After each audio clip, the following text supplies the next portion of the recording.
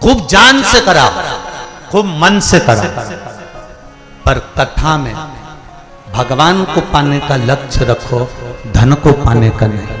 परमात्मा को पाने का अगर लक्ष्य होगा तो कथा परमात्मा स्वयं आकर सुनाएगा और स्वयं वही बाचेगा और वो स्वयं सुनेगा। दिखावे से दूर रहो।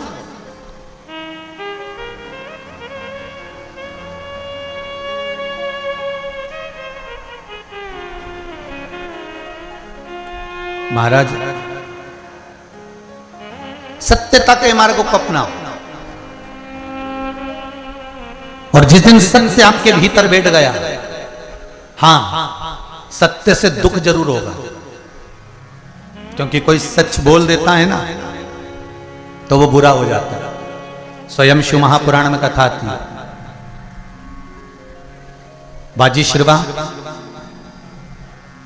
के पुत्र नचिकेता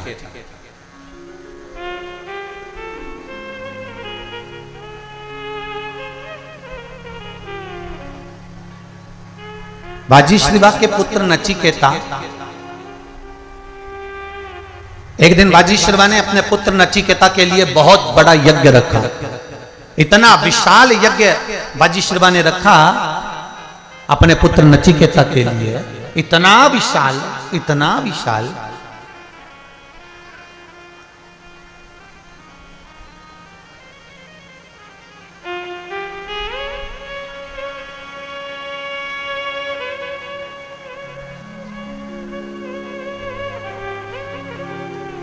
और महाराज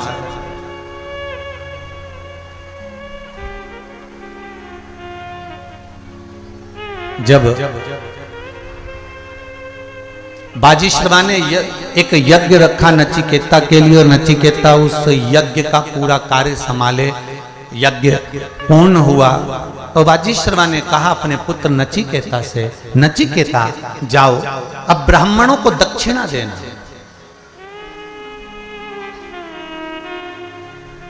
इस यज्ञ की दक्षिणा ब्राह्मणों को देना है, संतों को देना है, ऋषियों को देना है, गुरुजन को देना है। और यज्ञ करते करते हमारे पास कुछ भी नहीं बचा। एक काम करो, जो हमारे यहां गाय बंधी हुई हैं उन गाय को खोल कर लाओ, उन गौओं को वजिष्ठवा कहते हैं, इन ब्राह्मणों को दे दिया जाए।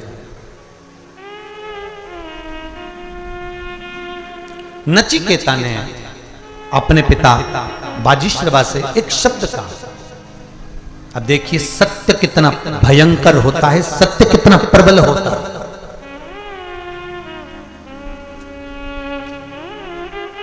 बाजीश्रवा ने कहा जाओ संतों को, ब्राह्मणों को यज्ञ में गाय दान करना है, गाय लेकर आओ।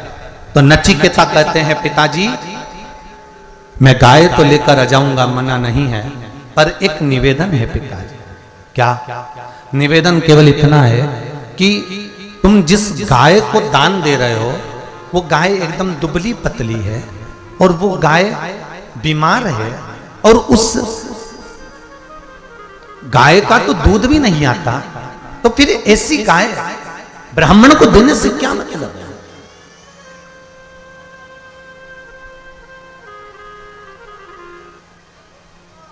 बहुत ध्यान देना आज की कथा। आप भगवान शंकर को इतना पसी भरकर चावल मत दो, आप एक दाना दो, पर शिव जी को अच्छा दो। सारे देवताओं को जो भी तुम सामग्री चढ़ाओगे वो थोड़ी बहुत टूटी फूटी होगी, चल जाएगी, पर शंकर भगवान कभी ये नहीं कहते कि तुम मुझे ढेर दो। भगवान को ये कहते हैं कि अगर 1,00,000 बेलपत्र समर्पित कर रहे हो और तुम्हारे पास में अगर वो बेलपत्र नहीं है तो तुम 1,00,000 मत चढ़ाओ, आप तो एक बेलपत्र, परंतु वो बेलपत्र भी पूर्ण तरह से साफ, सुंदर, सुरक्षित, खंडित ना हो, वो मुझे समर्पित करो। एक चावल का दाना चढ़ाओ पर वो खंडित ना हो, एक फल चढ़ाओ वो खंडित ना हो, एक पुष्प चढ़ाओ वो खंडित ना हो।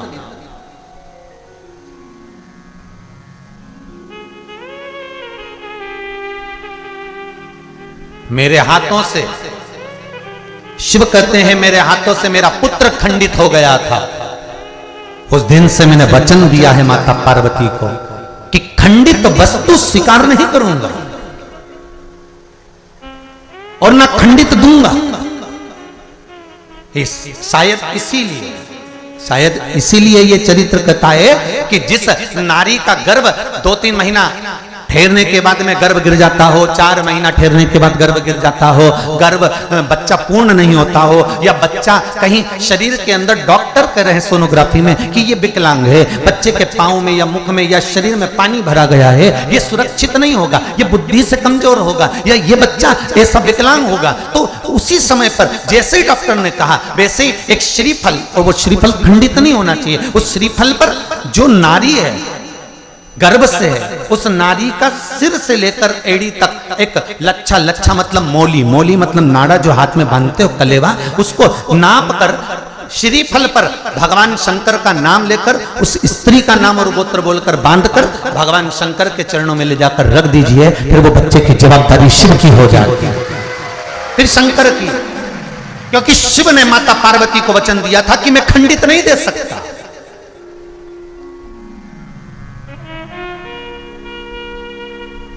जब रावण को सोने की लंका दी गई तब माता पार्वती जी ने कहा था आधी लंका तो रख लो सोने की, अपन रहेंगे। शिव जी कहते खंडित नहीं रखूंगा, पूर्ण दिया जाए। सारे देवताओं के मंदिर में नारियल फूटता है, हनुमान जी के मंदिर में नारियल फूटता है, राम जी के मंदिर में नारियल फूटता है, देवी जी के मंदिर में नारियल फोड़ा जाता है, पर शंकर जी के मंदिर में नारियल नहीं फोड़ा जाता। आखा की आखा दिया जाता है कि पूर्ण दीजिए, बेलपत्र पूर्ण दीजिए, फल पूर्ण दीजिए, एक चावल का दाना भी दे रहे हो तो पूर्ण दीजिए, उसमें खंडितता का भाव ना हो। शायद उसी का प्रताप एक पत्र में लिया।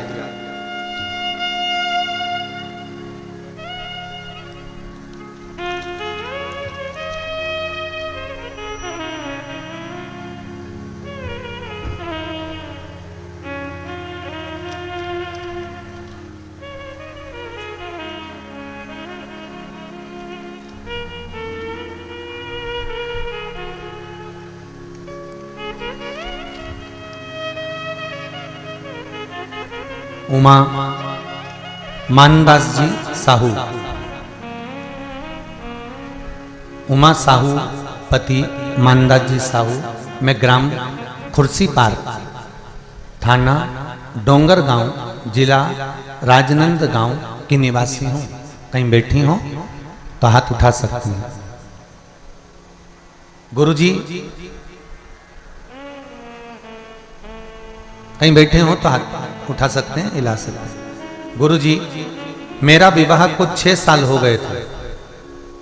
अच्छा उधर बैठे हैं, वहां बैठे हैं, अच्छा उधर है, ठीक है, दोनों हाथ हिला दो एक बार, दिख गए हो।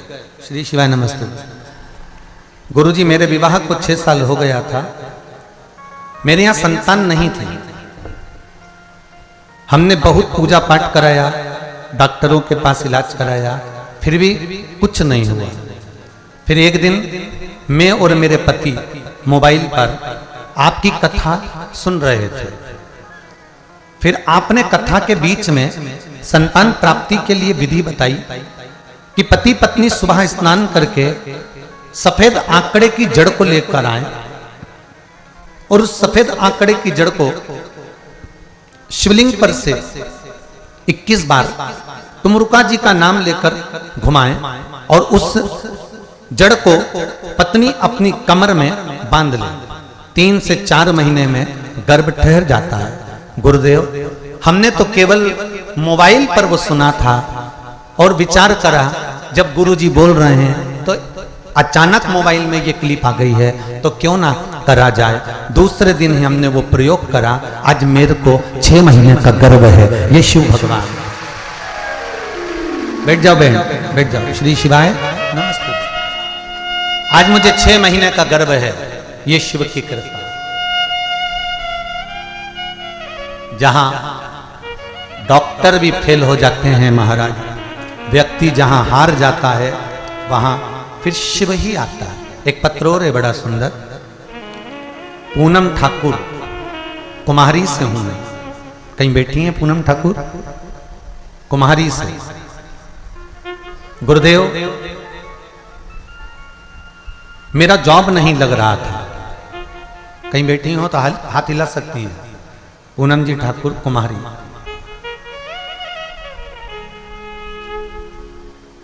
मेरा जॉब नहीं लग रहा था, बहुत परेशान थी।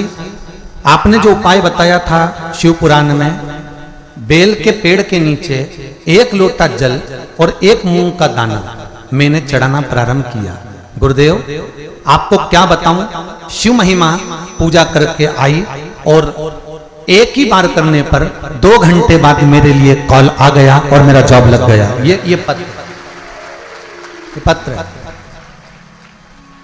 और ऐसे पत्र एक नहीं, अगर विश्वास है, भरोसा है तो शिव है। देखो एक माता ने अपना फोटो भी भेजा और पत्र भी भेजा, देखिए।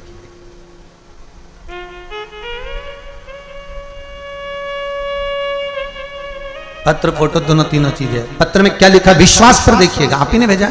दोनों हाथ हिला दो जरा एक बार, हर हर महादेव। आपने पत्र में लिखा है, गुरुजी मैं रुद्राक्ष शिव महापुराण के 4थे दिन कथा में कुबेरेश्वर धाम सीहोर आई थी।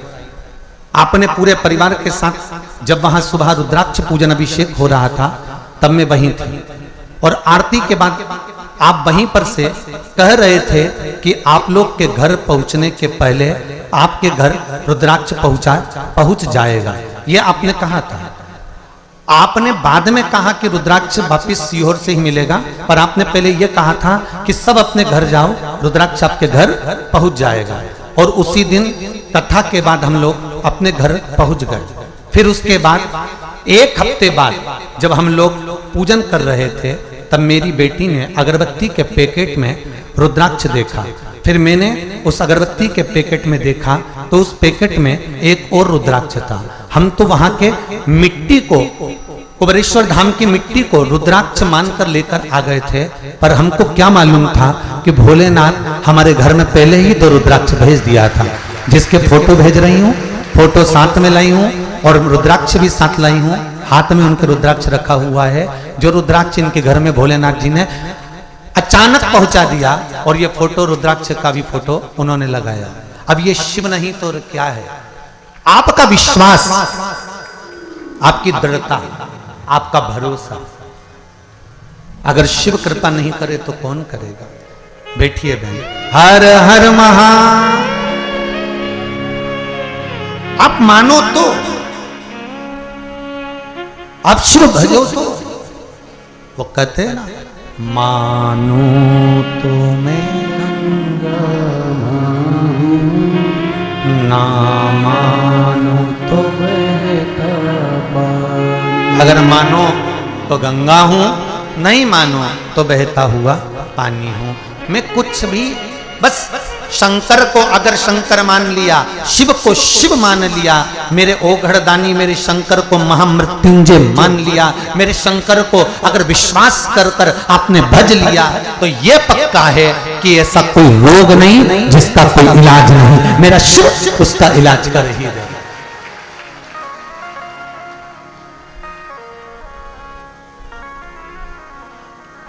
वो पहले कहा था ना,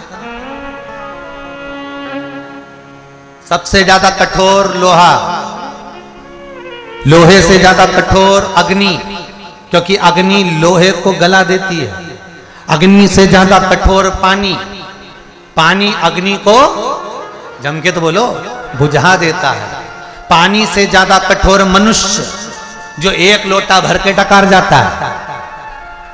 और मनुष्य से ज्यादा कठोर होती है बीमारी, जो अच्छे अच्छे पहलवान को भी बीमारी निगल जाती है। और बीमारी से भी अगर कोई कठोर है तो वो मेरा देवाधिदेव महादेव है, जो बीमारी को भी निगल जाता है। वो शिव है, वो मेरा शंकर, मेरा ओघड़ी, मेरा दयालु, मेरा दातार, मेरा शंकर, मेरा शिव है।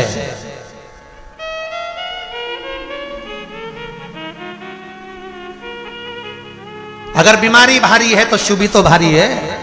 अगर बीमारी भारी है तो शंकर भी तो त्रिपुरारी है। आप भजो तो उसका स्मरण तो करो, उसका कीर्तन तो करो।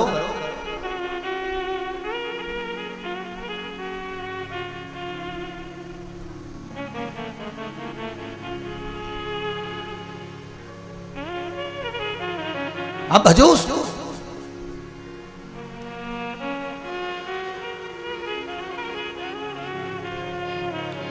मैंने तेरे ही भरोसे ओ भोले तेरे ही भरोसे हवा बिच उड़ती जावांगी बाबा डोर हथो छठी ना में कटी जावांगी सतगुरु में तेरी पत्नी ओ भोले में तेरी पत्नी हवा बिच उड़ती जावांगी बाबा डोर हथो छठी नाम में कटी जावांगी। ये शिव है। नचिकेता ने सत्य कह दिया। नचिकेता बोलते हैं कि पिताजी आपको दान करना है तो ऐसी गाय क्या दान करना जो बीमार पड़ी हो, ऐसी गाय क्या दान करना जो दूध ना देती हो, ऐसी गाय क्या दान करना जो दुर्बल हो गई। और एक हम अपने दादा और परदादा के लिए उनके जाने के बाद अपने माता पिता दादा परदादा के लिए अगर गौ दान करते हैं 12वें के दिन 13वें के दिन 10वें के दिन अगर ब्राह्मण को गाय भी देते हैं तो ऐसी गाय बुलवाते हैं जो किसी काम की नहीं हो। आ जाएगी वो 2000 3000 में 4000 में 500 रुपए 1000 2000 में। तुम्हें तो गाय दान कर कर पिंड छुड़ाना है।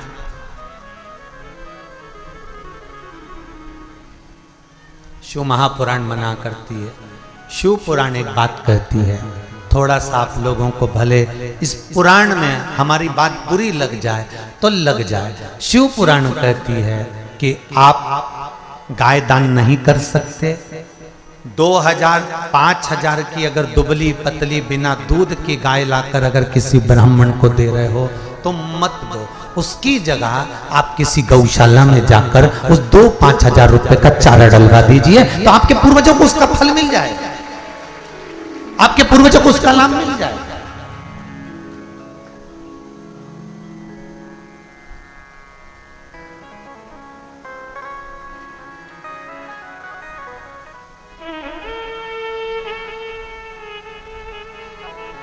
अब 2 हाले कोसा में है गौशाला है। कितनी गाय है? 200। ठीक चल रहा है? गौशाला ठीक चल रही है?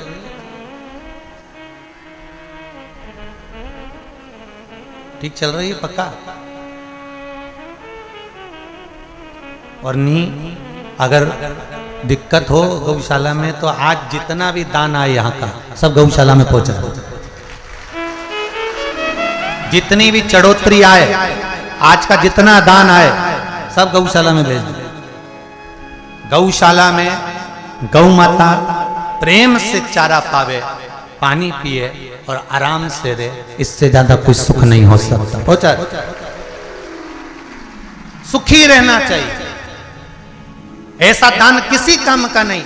नचिकेता कर रहे पिताजी आप जो दान दे रहे हो ये गाय तो दुबली पतली है पिताजी, ये गाय तो दूध नहीं देती पिताजी, ये गाय तो ऐसी दुबरी हो गई है पिताजी, और आप ऐसी गाय का दान देना चाहते हो? आप ऐसी गाय का दान देना चाहते हो?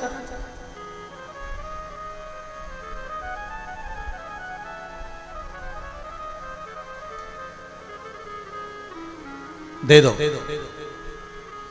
पिताजी ने जैसे ही कहा मैंने गाय मंगवाई है तुम गाय लेकर आओ और मेरे को दान करना है। पिताजी को ज्ञान दे रहा था नचिकेता।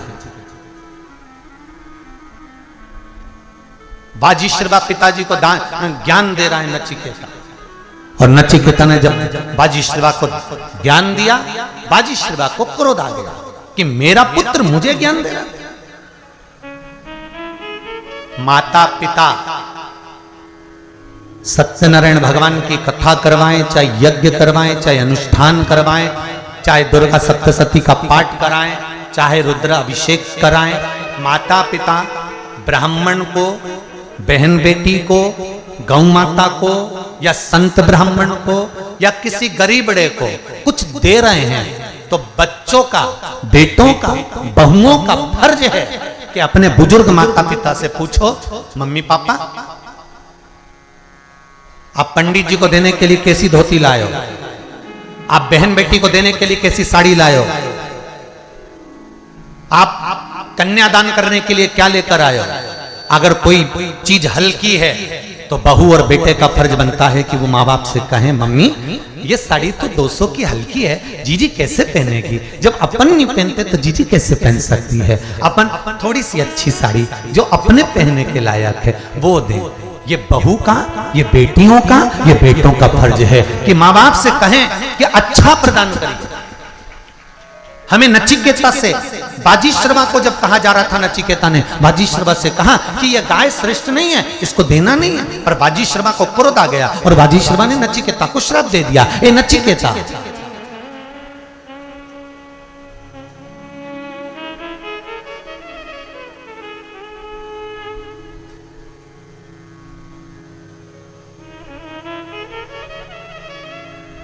ए नचिकेता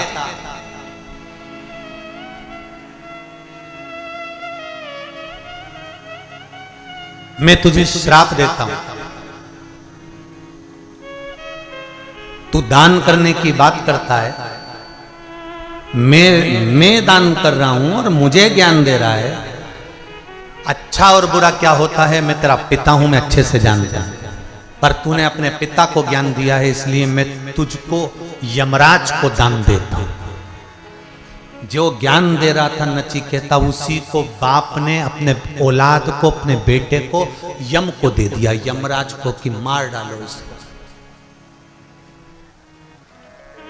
सत्य कहने वाला बुरा होता है।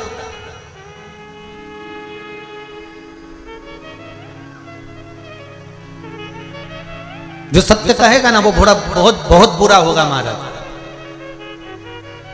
इसीलिए तो ये व्यासपीठ से हम भी थोड़ा थोड़ा कह देते हैं तो लोगों को थोड़ा सा लग जाता है कि सियोर वाला महाराज तो ऐसा बोल रहे, तो लग जाए तो उसमें कौन सी बड़ी बात है। जो सत्य कहेगा तो मिर्ची तो थोड़ी सी लगना, थोड़ा सत्य कहने में थोड़ा कड़कपन तो रहेगा।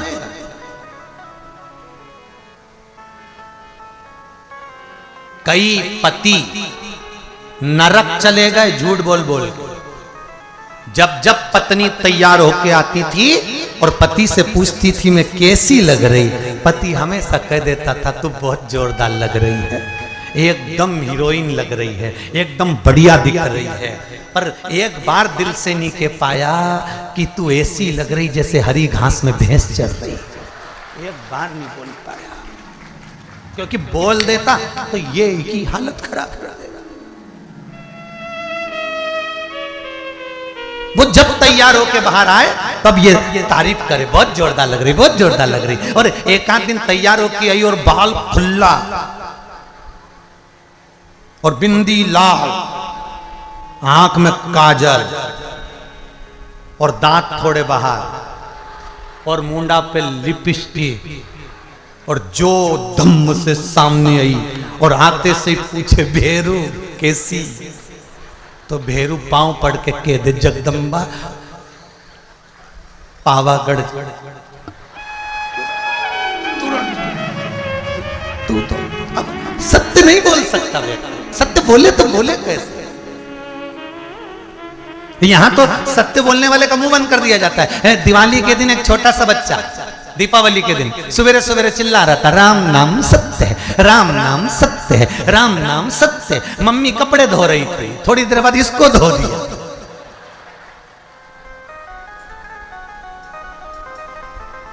छोरा पूछ रहा मम्मी मुझे क्यों मार रही हो। मम्मी कहने लगी आज दिवाली का दिन और तो चिल्ला रहा राम नाम सत्य, राम नाम सत्य, राम नाम सत्य, आज दिवाली के दिन ऐसा बोलना चाहिए। तो बच्चे को चिल्ला सिखा दो कि राम नाम सत्य।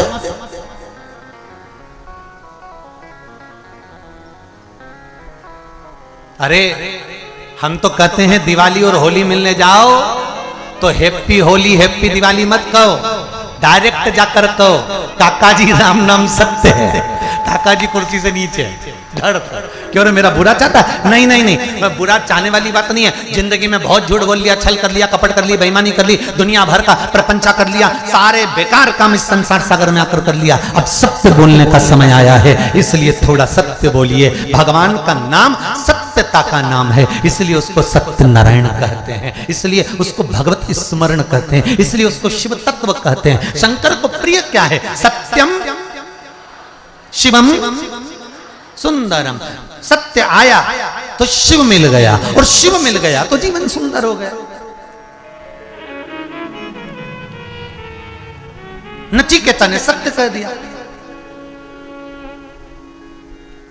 बाजीश्रवा ने क्रोध में आकर कह दिया मैं तुझे यमराज को दान देता हूं। नचिकेता की आंख में जल नहीं भरा। मृत्यु की खबर सुनकर लोग रो देते हैं, मृत्यु की सूचना पाकर लोग रो देते हैं। शरीर में रोग हो गया, आपकी आंख में आंसू आ गया, बहुत बड़ी बीमारी हो गई गुरुजी, बहुत रोग हो गया है, बहुत बड़ी बीमारी हो गई गुरुजी।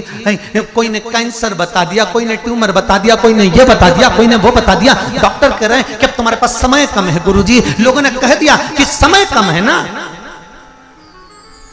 राजा परीक्षित की भी तो कथा कहती है, कितने दिन थे उसके पास? अरे जम के तो बोलो, ओनली 7 days, मात्र 7 दिन।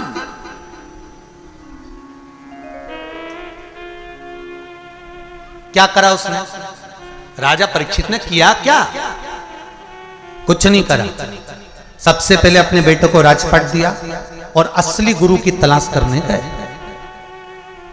और आज के जमाने में सबसे कठिन काम यही है, क्या? असली गुरु ढूंढना। क्योंकि आज के जमाने में असली घी नहीं मिले तो असली गुरु कैसे मिले?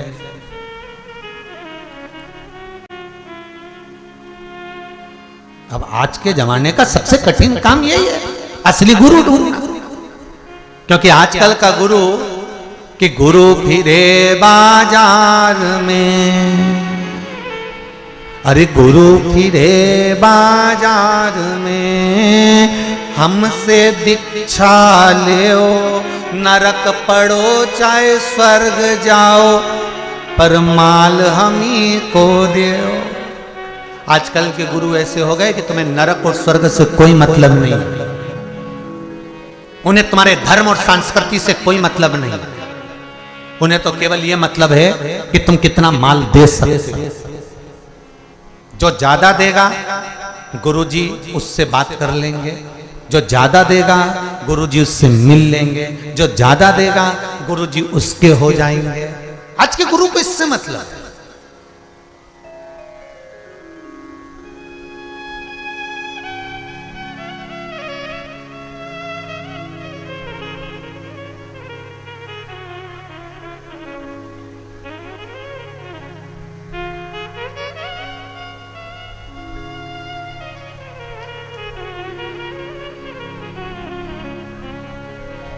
पर राजा परीक्षित ने असली गुरु की तलाश करी। 350 गुरु मिले, फिर भी उनको छोड़कर असली गुरु श्री सुखदेव जी महाराज के पास पहुंच गए। और सुखदेव जी महाराज जब मिले तब उन्होंने ये नहीं कहा कि 7 दिन में मैं तेरे प्राण बचा लूंगा। सुखदेव जी ने कहा 7 दिन तेरे हैं बहुत है, मैं ये नहीं कहता कि तू बच जाएगा, ये पक्का है कि तू मरेगा, तेरे प्राण जाएंगे, पर इतना कहता हूं 7 दिन अगर तूने कथा सुन ली तो तेरा मन कथा में अगर लग गया, शिव में, राम में, कृष्ण में तेरा मन लग गया तो तक्षक नाग अगर डसेगा भी ना तो तुझे भान नहीं होगा। बड़ी अगर बीमारी हो जाए, बहुत बड़ा रोग हो गया, रोना मती, किसी गुरु की शरण में जाना। और शिव महापुराण की कथा, अगर शरीर इतना बेकार हो गया कि तुम कथा के पंडाल में नहीं जा सकते, कथा सुनने नहीं जा सकते, इतनी बड़ी बीमारी हो गई तो एक काम करना, मोबाइल पर सुनना, आस्था चैनल पर सुनना, पर शिव महापुराण की कथा में चित्त दिल हृदय लगा लो। जो समय बचा है वो शंकर में लगा लो। शरीर बेकार हो गया ना, बीमारी बड़ी हो गई ना, रोग बड़ा गिर गया ना, नहीं ठीक हो रहा है ना, सारे इलाज करवा लिए ना, तो फिर शंकर को दे दो ये शरीर, कि अब ये शरीर मैंने शिव को दिया, अब ये मेरा नहीं है, अब जो करेगा शंकर करेगा। दवाई भी खाऊंगा तो शंकर के भरोसे, इलाज भी करवाऊंगा तो शंकर के भरोसे, अगर ऑपरेशन भी कराऊंगा तो शंकर के भरोसे, अगर कुछ करना भी है तो शिव के भरोसे पर करूंगा, छोड़ दो शंकर पर। बीमारी हुई है ना। रामकृष्ण परमहंस स्वामी विवेकानंद जी के गुरु मां देवी से आमने और सामने बात करते थे। रामकृष्ण परमहंस, रामकृष्ण परमहंस जी मां जगदम्बा से आमने और सामने बात करते थे और उनका कैंसर हो गया। और स्वामी विवेकानंद जी हाथ जोड़कर कहते हैं, गुरुदेव आप देवी से बात करते हो, वो आपके सामने प्रकट होकर बात करती है, गुरुदेव एक बार तुम उससे कह दो ना कि तुम्हारा कैंसर समाप्त कर दे। गुरुदेव आप बोलो तुम मां से।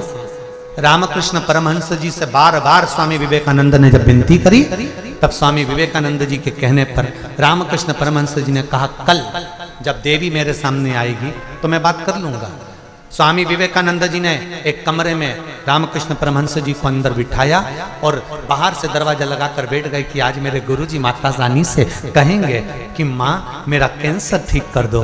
जब रामकृष्ण परमहंस जी के सामने माँ कालका, माँ दुर्गा, माँ भवानी, माँ चामुंडा सामने प्रकट हो गई, माता ने पूछा, पुत्र पुत्र? हाँ माँ। कैसा है बाबू, कैसा है? रामकृष्ण परमहंस जी मुस्कुरा के बोले, मां जब तक बेटा मां के सामने है ना तो खुश ही है ना मां। बेटा आज मैं कुछ तुझे देने के लिए आई हूं, पर तेरे कहने पर दूंगी। बेटा रोता है ना तो ही मां दूध पिलाती है, नहीं तो मां बच्चे को खिलौना देकर पटक देती है कि खेलते रहो। रामकृष्ण परमहंस जी से मां दुर्गा कह रही है, तू कहेगा। आज मैं दिल से कहती हूं, रामकृष्ण परमहंस मांग, ए परमहंस आज तू मांग ले, तुझे जो चाहिए, तेरी मां तेरे सामने खड़ी है। रामकृष्ण परमहंस जी कहते हैं, मां एक वर दे दे, जब मेरे प्राण छूटे मैं तुझ में समा जाऊं, दिखूं नहीं संसार को, तुझ में समा। भारत की भूमि का पहले संत हैं रामकृष्ण परमहंस, जिनकी बॉडी नहीं मिली, जिनका शरीर नहीं मिला मरने के बाद, जिनका शव नहीं मिला, जिनकी समाधि नहीं बनी। रामकृष्ण परमहंस भारत की भूमि के वो पहले संत हैं जिनकी बॉडी नहीं थी मरने के बाद, जिनका अंतिम संस्कार नहीं हुआ, जिनका शरीर नहीं था मरने के बाद। क्यों? क्योंकि जिस समय रामकृष्ण परमहंस जी के प्राण छूटे थे, उस समय मां शेरा वाली दुर्गा भवानी रामकृष्ण परमहंस को गोदी में लेकर अपने हृदय में समा ली थी। रामकृष्ण परमहंस था ही, दिखे ही नहीं।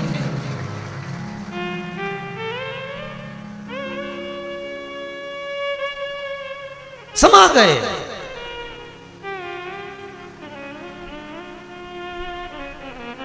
अगर बीमारी ज्यादा बड़ी है तो आप शरीर भगवान को दो, शंकर जी को दे दो। रोग बड़ा है, शंकर जी को दे दो। दवाई नहीं लग रही, शंकर जी को दो, क्यों उसको।